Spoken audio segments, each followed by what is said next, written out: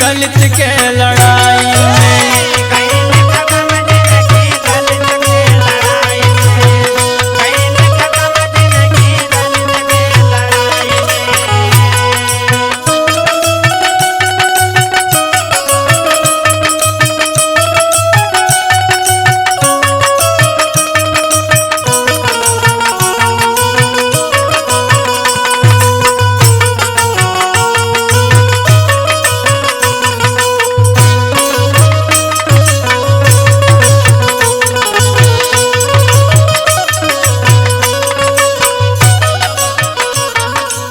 कहना बा छुआ छूत से तंग आई गईले हो,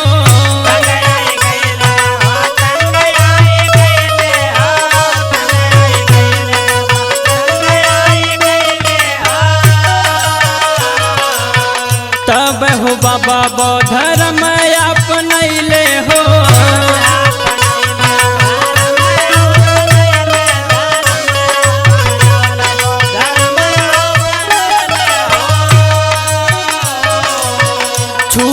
छूत से तंग आई गईले हो, तब हो बाबा बौद्ध धर्म अपनैले हो।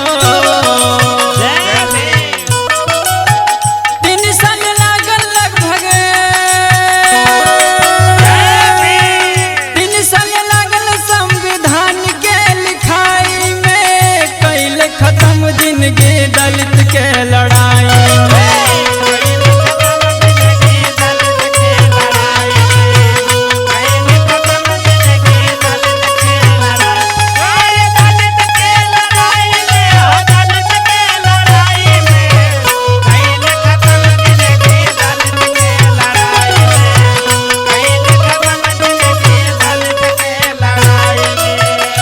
कर न पाव केहू घरवा से नारी हो,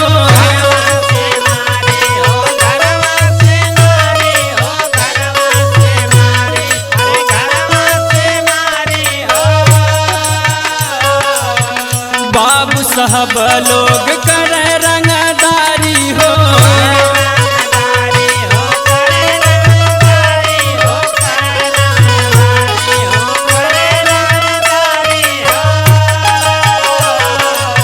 निकर न पावे केहू घरवा से नारी हो, बाबू साहब लोग कर रंगदारी हो। छेड़छाड़ करे बदमाश रोज राही में, कैले खत्म जिंदगी दलित के लड़ाई में।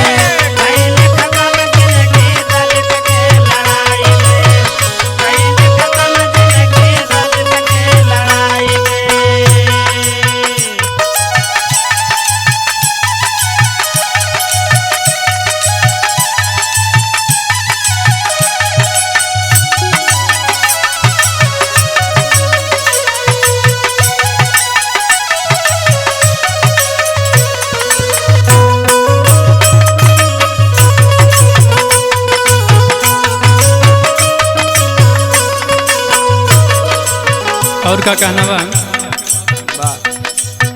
शिक्ष संगठित रहा संघर्ष करा हो,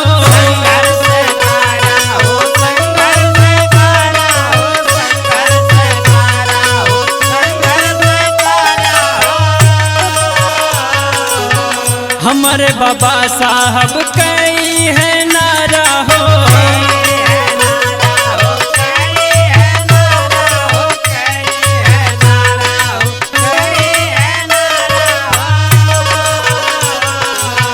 शिक्ष संगठित रहा संघर्ष करा हो, हमरे बाबा साहब कई है नारा हो।